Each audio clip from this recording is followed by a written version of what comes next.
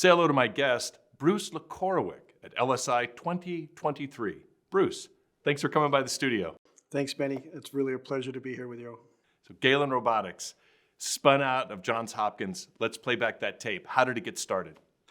Right after our last company, Johns Hopkins Tech Ventures gave me a call and they said they had this new robot that they were putting together since 2010,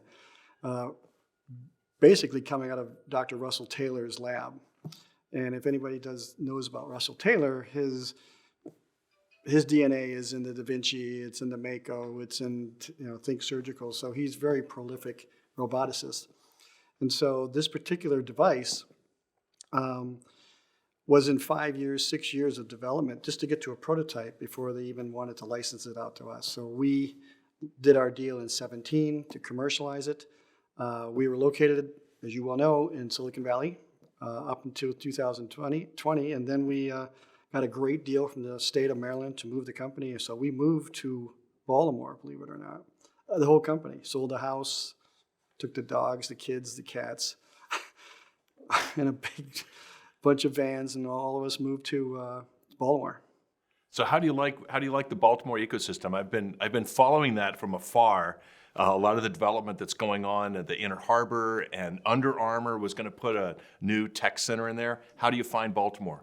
Actually, it was a great surprise. Betamore, which is part of Under Armour's development team, is building a whole system of like Santana Row type of development next to the water. But the ecosystem of Baltimore has been absolutely incredible to us. The city has embraced us. The state's embraced us. It's been an incredible, and of course the university has.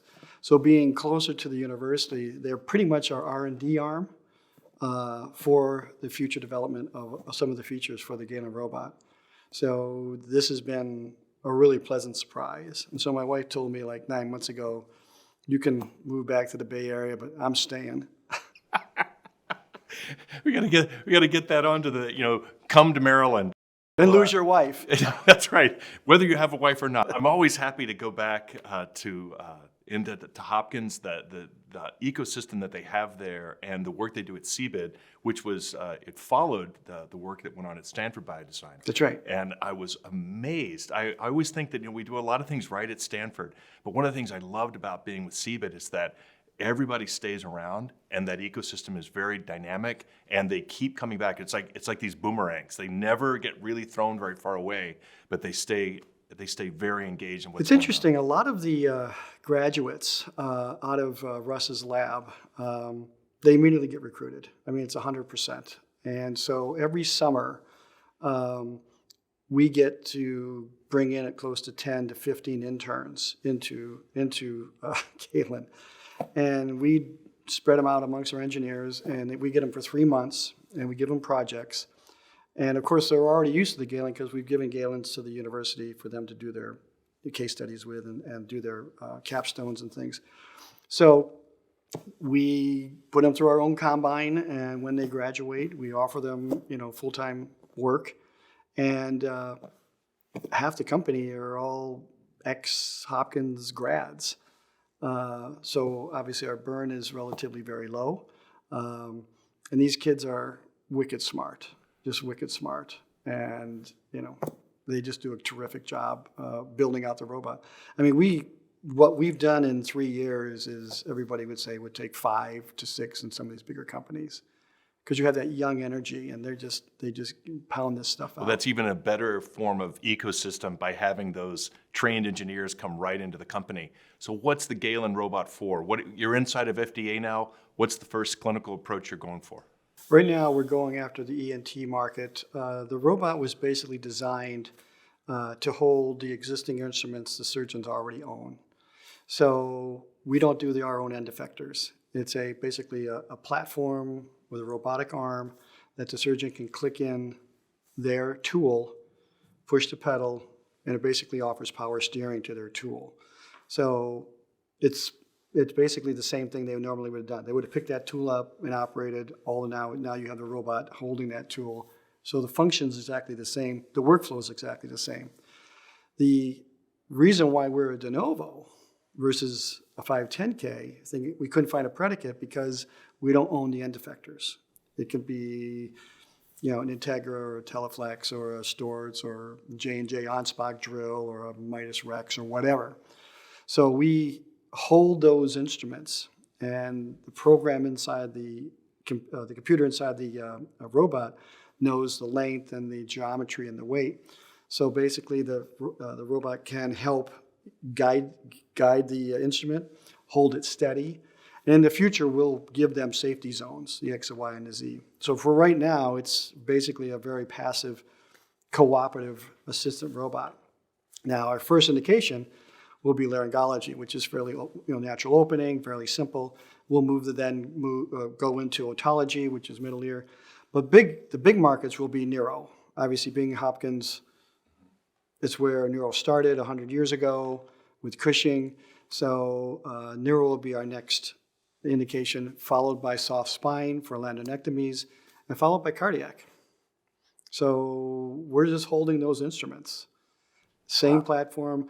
The only thing that changes is the software. So we're really a software company that's happening to be selling a robot. Wow. That's kind of the medical device of the future. We were talking earlier today with one of the investors that's here, saying how, if you can move the medical device into the software and then the data that it generates, it becomes a virtuous circle. You generate the data that then improves the device, that improves the software, that improves the data, that improves the device. Do you see that kind of a future for Galen? Well, you remember my co-founder, Dave Saunders.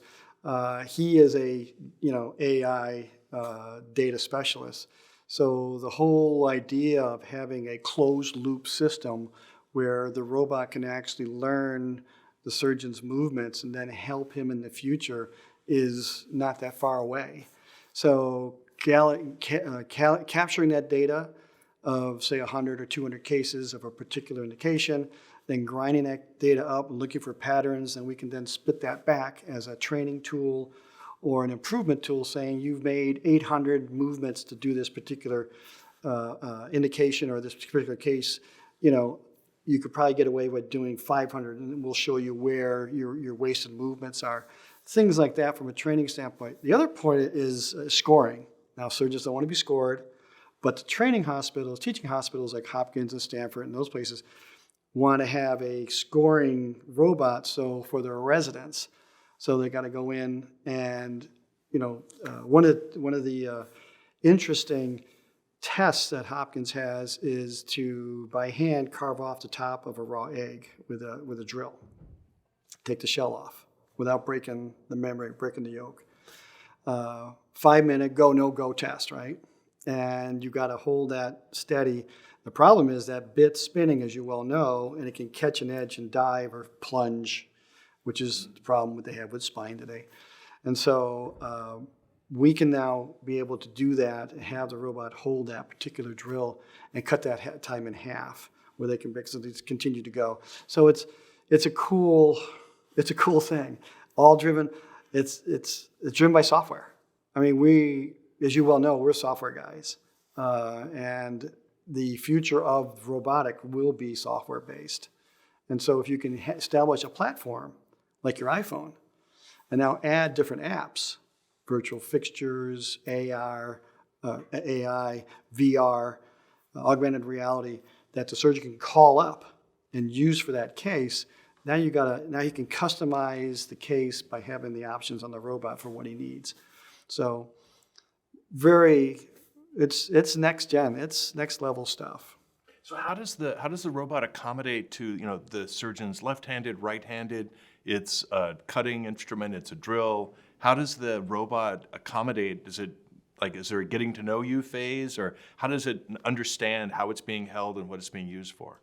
Well, in the setup, the surgeon will then determine his own bias. He wants a heavy feel or hard feel. He wants to feel the tool. He doesn't want to feel the tool. But the surgeon's in 100% control. So he can take the robot, he can take his tool wherever he wants. The robot will follow today. In the future, we'll give him a safety zone where he can't go outside the safety zone. So right hand, left hand, if it's a right hand, it depends how he wants to have the robot, whether it's a dominant hand or his less dominant hand. And if he's left-handed and he wants it right, then he brings the robot on this side of the table and does it this way. And then that he does it this way. So Right now, it's just a single tool holder. We're looking at, second arms, extended arms, whatever. But right now, it's surgeon's choice. And this is what they like. They want to be in control.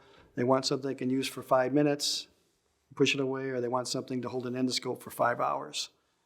So they have the ability to be versatile with this device, not take up a whole room, but they can bring it in, use it when they want, and then take it away, or use the tools that they want. So that's what we did a lot. We talked to over 200 surgeons on this. So the biggest things for usability in robots, the biggest problem is setup time. Anytime you start getting past 5 minutes, these guys are going, hey, I'm doing a 90-minute case. I'm not going to spend 12 minutes setting this damn thing up, get it out of here. So that's one issue. The other issue is cost. So we're not going to charge for the robot, replacing the robot, and we're going to charge a usage fee and a disposable fee. And we know right at the $1,000, $1,500 mark, we know that's right where reimbursement stops. So we can charge between $1,000 and $1,500 usage fee, and between $250 and $350 for the disposable, because those are the RPC codes on that. So we kind of nailed that pretty good. I mean, so when we talk to the hospitals and say, what do you think on a research basis, they pretty much goes, well, you're sharing the risk with us. We like that because it's based on usage. So we lose, hospital lose if it sits in the hallway. So we'll have a team there to making sure that this is always used and trained, and we'll see what happens. Wow, it sounds like Galen can maybe envision a future where, oh, I remember that. I trained on a Galen when I was a medical student, which I think is, it's an area where a lot of medical schools are trying to bring sort of that engineering or more heavy science to their medical training. And this seems like a perfect fit. It's called drag effect, right? You train on a Globus, you train on a Da Vinci, you train on a Mako, you train on whatever in med school, you leave, you're going to either want to go work on that or have the hospital bring one of those in. So yeah, I mean, that's why you start with the teaching hospitals. So our first set of hospitals is Harvard, Stanford, and Hopkins. Those are our first 3 installs this year. Hopefully we get cleared by this year. And then we just make our bones there. We get, there's 130 some surgeons combined that we can then have access to. We'll put our clinical teams in there to make sure they're trained, and we'll just go to work. And so far, the response has been quite positive.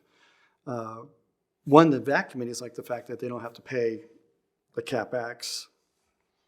Of course, we're not selling this thing yet, but we've had interviews with them and saying, what would you do? How do you feel? What would you pay? So obviously, hospitals want to pay nothing. At the same time, there are reimbursements for usage fees and things like that we can make a great living on. So that's and we want, so we'll place a robot, give us 200 cases, guaranteed. Keep it all you want, knock yourself out. And 200 cases is a drop in the bucket for these places. So the name of your company, Galen Robotics, it's not the Galen I was thinking of, which has sort of a Star Wars. You've got a much better basis for that name, don't you? The Galen project started at Hopkins in 2010, 11, 12 with the graduate students naming the project Galen Project. The name Galen came from the surgeon, I can't pronounce this right, he's a Greek surgeon from 128 AD, and he was a surgeon for the gladiators. And so when the gladiators would get all messed up, he would then, he would carve out time to etch, the anatomy into his notes. And those notes have been used for centuries.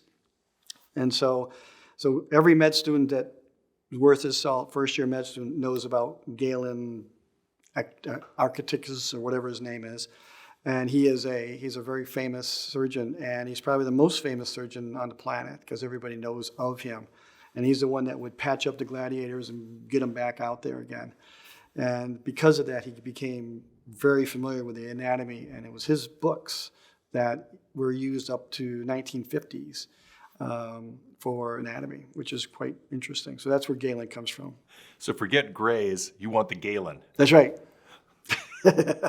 Bruce, thanks for coming by. Thank you for having me, Benny. Bruce Lichorowic, take one, marker.